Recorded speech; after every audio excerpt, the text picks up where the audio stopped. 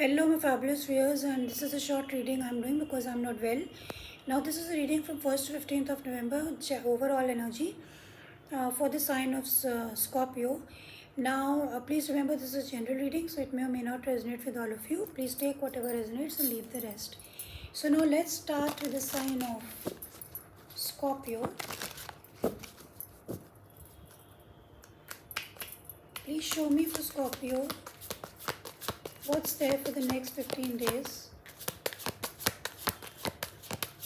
Please show me for Scorpio what's there for the next 15 days, my love team.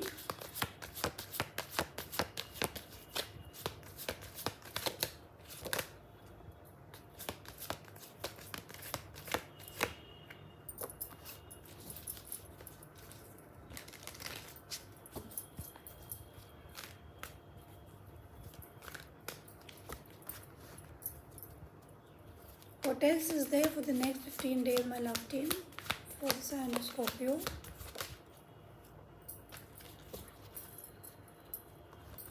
Okay Scorpios, overall energy जो है आपकी रहेगी for the next 15 days the fool. आप कुछ नया करना चाहते हैं, कुछ रिस्क लेना चाहेंगे इन द नेक्स्ट 15 डेज. मतलब कि आप किसी चीज़ पे फोकस कर रहे हैं. You want to take a leap of faith. आप कुछ रिस्क उठाना चाहेंगे, कुछ नया काम शुरू करना चाहेंगे या कुछ नई शुरुआत अपनी लाइफ में करना चाहते हैं in general. Now the cards which we have got is the king of swords, the ace of wands in the reverse and the 7 of pentacles upright. So next 15 days तो ऐसा लग रहा है कि स्कॉर्पियोज आप काफ़ी ज़्यादा एनालिसिस में रहेंगे. आप डिसीजन लेने की कोशिश करेंगे बिकॉज आप आपने काफ़ी इन्वेस्ट किया है किसी काम में. अगर आप स्टूडेंट हैं तो आपने अपने का एग्ज़ाम दे रहे हैं, आपने बहुत पढ़ाई करी, बहुत मेहनत करी है. तो नेक्स्ट 15 डेज़ आप उसी में लगे रहेंगे कि आपको you want to have a brand new beginning. मगर ऐसा लग रहा है कि ब्रांड न्यू बिगनिंग नहीं हो पा रही है और आप अगले 15 दिन आपकी एनर्जी यही रहेगी कि आप कुछ रिस्क उठाने की कोशिश करेंगे. You will remain cool detached. आप कूल डिटैच रहेंगे, आप लॉजिकल रहेंगे. आप किसी भी आई डोंट थिंक सो कोई लव या कुछ रिलेशनशिप इशू यहाँ पे दिख रहा है. तो यहाँ जनरल आप अपनी लाइफ में एक नई शुरुआत चाहते हैं, आप उसी में बिजी रहेंगे. आप किसी चीज़ पे काम कर रहे हैं, you already sown the seeds. आपने बीज बो दिया है और आप उसको असेसमेंट में लगे कि वो आपको क्या रिटर्न्स देगी. तो ओवरऑल आप एक तरीके से क्रिटिकली हर एक चीज़ को देखेंगे अपनी लाइफ में कि आपकी लाइफ कहाँ जा रही है.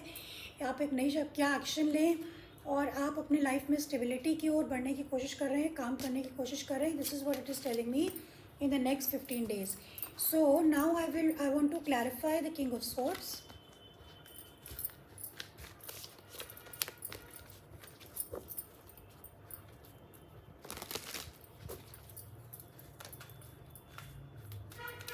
Okay, please clarify the King of Swords for Scorpio.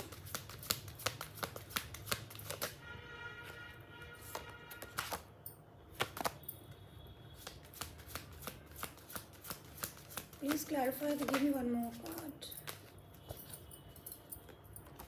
Okay, we have got the Two of Cups, the Two of Wands and the Ace of Pentacles in the reverse. So King of Swords. तो अगर आपकी life में कोई relationship है तो आप बिल्कुल भी उसकी तरफ फोकस नहीं है. नेक्स्ट फोकस नहीं है इन द नेक्स्ट 15 डेज. और आप अपनी स्टेबिलिटी पे फोकस्ड हैं और आपको लगता है कोई ऐसी चीज़ है जो ये शायद आपके डेस्टिनी में फाइट करना नहीं चाहते. मतलब आप इस रिलेशनशिप को लेके कोई भी फाइट करना नहीं चाहते हैं. आप अपने में ही रहना चाहते हैं. आप बहुत ही लॉजिकल रहना चाहते हैं. I want to clarify this.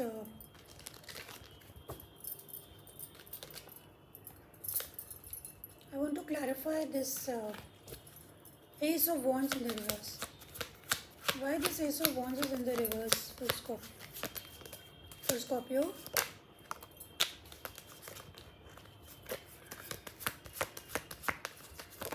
Show me more, please.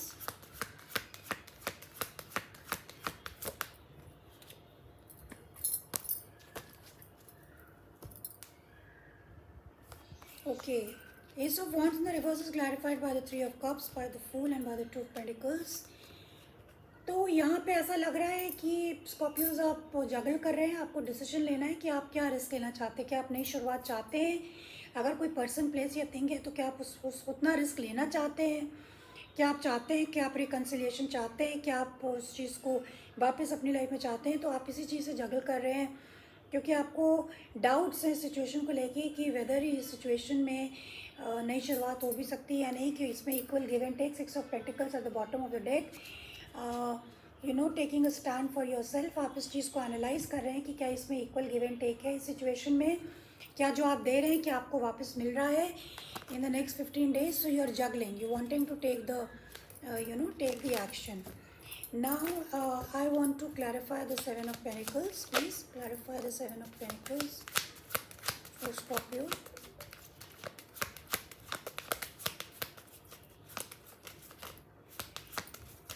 Please clarify the Seven of Pentacles.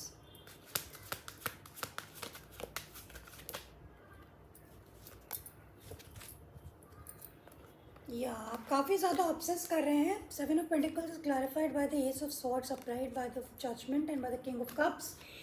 तो स्कॉर्पियोज अगले 15 डेज में आपको मेजर रियलाइजेशन होगा, मेजर क्लैरिटी मिलेगी कि इस रिश्ते में काफ़ी ज़्यादा टॉक्सिसिटी है। आपको समझ में आ जाएगा कि कोई ना कोई ऐसा अनहेल्दी पैटर्न है आपके रिश्ते में जिसकी वजह से रिश्ता आगे नहीं बढ़ता है। और you know, this could be control issues, you know, physical attachment तो बहुत ज़्यादा हो सकता है, या कंट्रोल इश्यूज़, या कोई ऐसे अनहेल्दी हैबिट है जो कि इस रिश्ते को नाकामयाब बना देती। तो आपको लगता है कि इससे तो बेटर है कि सिंगल रहना, it's better because you have everything you want. आपके पास वो सब कुछ है जो आप चाहते हैं। इसमें कोई भी शादी कमिटमेंट नहीं हो सकता है। इसमें जो है चीज़ें जो हैं वो चीज़ों को आप बैलेंस करना चाहते हैं अपनी लाइफ में। So that is why in the next 15 days you have a major realisation कि आप दो इमोशंस हो सकते हैं आपको, या उस पर्सन को आपके लिए इमोशंस हो सकते हैं, but you are emotionally mature. आप इमोशनली मेच्योर है because you have the two kings, you have the king of swords and you have the king of cups. तो ये काफ़ी मेच्योर्ड एनर्जीज होती हैं।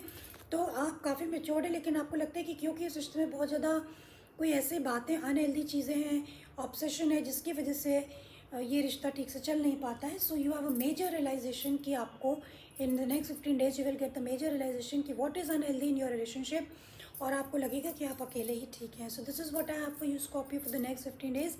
सी you next time, bye bye.